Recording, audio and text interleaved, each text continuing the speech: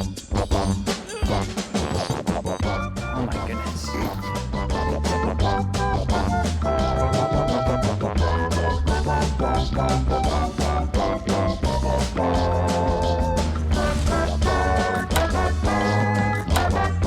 All right, so what's going on with Rudy? Couple of things. The vet called the first thing posturing. He doesn't necessarily resource guard unless he feels it's something incredibly valuable that he never gets, because Sure. he lives in a house with 2 other dogs. They all get along great, but for example, like sometimes we're in the kitchen cooking and he sees cheese or chicken or something. If another dog comes in the kitchen, he goes after them. Never actually breaks skin or anything, but lets them know whatever's Yeah. up there, I think it's mine. And then the other thing we want to figure out how to work on with him is our youngest son. Every now and then if he comes home, the only thing we can really narrow it down to is smelling different, like when he comes home from football practice and kind of smells different, he'll go at him. But otherwise he lays on the couch and cuddles with him and it's just Ryan. So Rudy does something really weird that I've never heard before. He's reacting whenever the son comes home from football or comes home from working out for whatever reason we don't know. But at the end of the day, Rudy needs to understand what he needs to do, and he needs to follow those directions when the owners give it to him. What I would do for that is, because that's a very odd thing, and obviously we can't recreate it here, is I would try to find those times where he is coming home and bringing him outside, or having you bring him outside where you're out of the picture and just hand him off to Ryan and then just see how it goes. Are you afraid of Okay. him actually going after him, or are you just, okay. No. So what I would do is just try to break down the cycle of maybe it's, I don't know, Yeah. I can't think of any reason why a dog would do that under the circumstances of him not having any backlog of aggression or Right. frustration or whatever. Yeah. It's very out of character. So what I would do is just try to break down any type of variable of protection over the house, protection over you. But again, because of that variable of him coming in after being sweaty or working out or Yeah. whatever, that makes 0 sense. Yeah, that's all I could have put no together idea. was maybe his smell, but I Yeah. don't. I would, maybe go outside and hand the leash off to him and have him bring him inside, because you might have some Okay. barrier issues. I'm not sure. Okay. But start peeling off those layers and we can work on it as we go. The other thing we wanted to work on, we love like taking him out in public because I mean he's adorable. People love to see him, but he gets so excited to see everybody else that we need help figuring out how to keep him better under control. At home, he's very good with obedience as long as you have a treat.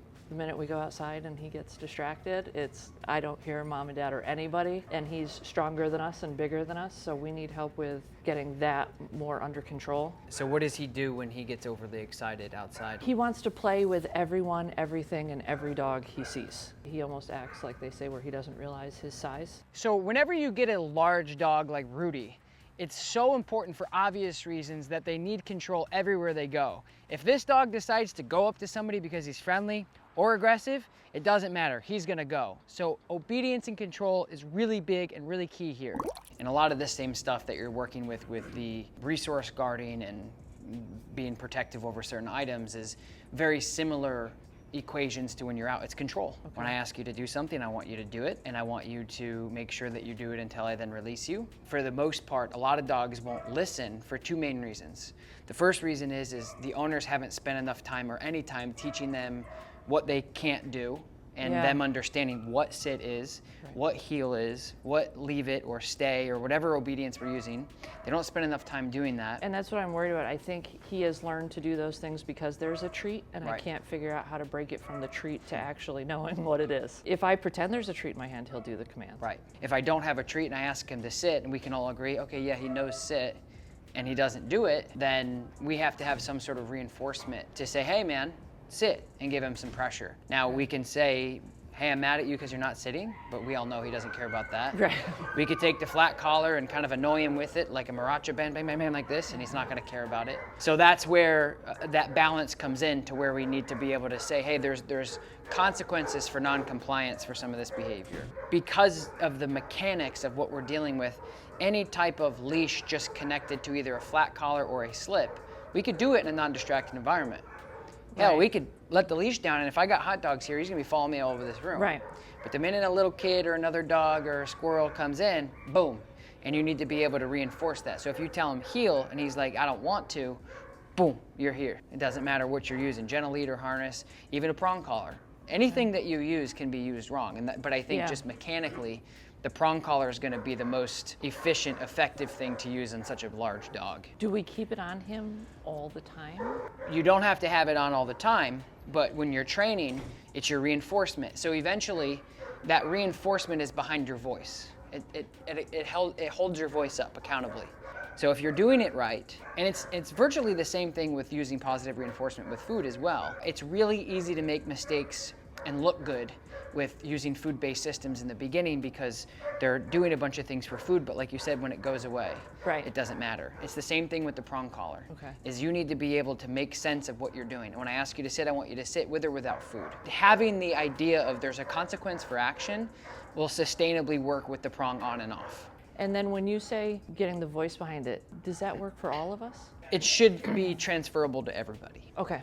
But you got to make sure that whoever's doing it has to want to do it. The dogs are very opportunistic, and they'll notice, they're like, you did that a little differently than my trainer or whatever, right? Yeah. And then they'll just start being like, do I have to? And then all of a sudden you start seeing that immediate, and they're like, got your number. If I do this, heel, sit, stay, heel, good heel, sit, sit, bang, heel, good heel, sit, good sit, and I'm doing that. Somebody takes the leash, they go heel, heel, down, down, down. It's like, what are you doing? People do that. People literally do that every single day. They come in and I'm like, this is how you do it. Heel. And they come in, they're like, heel, heel. And it's just like, so you just have to make sure that a lot of dog training and teaching stuff is skill and consistency. And so my point is if I do something and you do something and you do something and then somebody else takes them and does something, they say the same things but in a different way, it's not going to matter. Hey you guys, we're doing a giveaway on the Tom Davis Dogtra 280C on this video. All you have to do to enter to win is subscribe to my channel, turn on your notification, like this video, and leave a comment down below to enter to win. So I just want to see how he does here. Yeah, okay. So big boy. Tail of the wagon wants to play. Yeah. And that's okay. We're not trying to punish him or take away his friendliness. Yeah. We're just trying to say, hey, not the time, not the place. When you ask him to do something and he knows it well and he decides to just blow you off, you don't want to keep asking him. And there's some people who just believe, keep asking him, go and physically pull him there or correct him so in the future when you say go there, it actually matters. What we're gonna do is we're gonna start enforcing things. So a lot of people have a hard time with my dog will only listen under their convenience, whether it's for food or whether there's nothing going on or maybe it's the 5th Tuesday of the 3rd of the year. You wanna make sure that you're giving him like, hey, I know you know this, so let's do it. Come on, up, up, up. Good. So when we stop, Rudy, sit. Oh, good sit. Does he know heel at all? No. Okay. Come here, bud. So all we're gonna do is we're gonna just kind of keep him in this heel position, and we're gonna start teaching him how to do this. And we're gonna keep him on that left side. So all the prong collar is gonna do right now is it's gonna help reinforce some of your things that you want him to do. Okay. It's not gonna look like really anything right now because he would do this without the prong on now, as long as there's nothing else going on. So this will be applied once we start getting other dogs through. If you guys don't know about the No Bad Dog Members Club, it's a $19.99 subscription-based service. You guys are getting the full-length videos that you see here on YouTube. This is gonna be a 15, 20-minute video. The full-length video is an hour. You're getting the seminars. You're getting the No Bad Dog Army community. We are helping each other out. We're empowering each other. We're not punching down. We're not making fun of. We're not judging. It's a really special thing, and I'm so happy and grateful to be a part of it. Click the link below to join the official No Bad Dog Members Club. So the other thing we want to establish is a break command. Do you have a break command with him? I've been trying okay. Okay, that's fine. I've never gotten anywhere with it. But good. So that's just a dismissal for there. him. Yeah. So what you want to do is make sure when you're putting him into a working drive, because again, we want him to be Rudy. We want him to be a fun, happy, approachable, almost therapeutic dog for people. Yeah. But on your terms. He can't go everybody he sees, every dog he sees. He can't just run up and introduce himself. That's where your obedience comes in. Yeah. You're going to ask him to heel. You're going to ask him to sit. And if he doesn't, that prong collar is going to help reinforce that. Where before he's like, no, do something about it. And you're like, well, I can't. Well, I can't. I got nothing. I got no leverage here. How'd you turn him? Good. No. Walk, walk. This way. This way. Good boy. Good boy. Sit. Good sit. Good sit. Okay. Good. So when you okay him, that's where he's on his break. Does that make sense? Yes. So Now, his- how do I get him to make this turn? Here, let me show you. So just handling a dog is much like horsemanship. You're gonna have to like pull some levers and change some things around to get the animal to move with you, especially a dog this big. Heel. Heel. Good heel, buddy.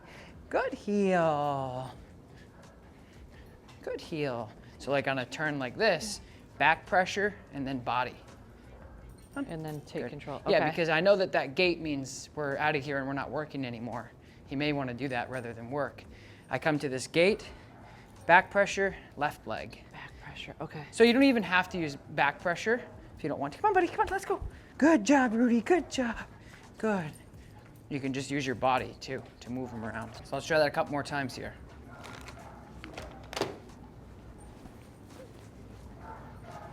So. Ooh, it worked. It worked. It worked. Sit. Good boy. Good boy. Okay. So a lot of this is going to be positive reinforcement, but you got to have a little bit of that balance, like we do in our lives, to make sure that if he decides to say, I'm not listening to you, he's got a filter to say, wait a minute, I might want to listen, okay?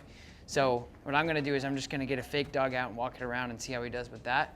Okay. You can work on your heel. Now when he gets out of position, you're going to use your collar and your leash to kind of keep him into position, Okay. okay? All So right. go ahead and just heel him around.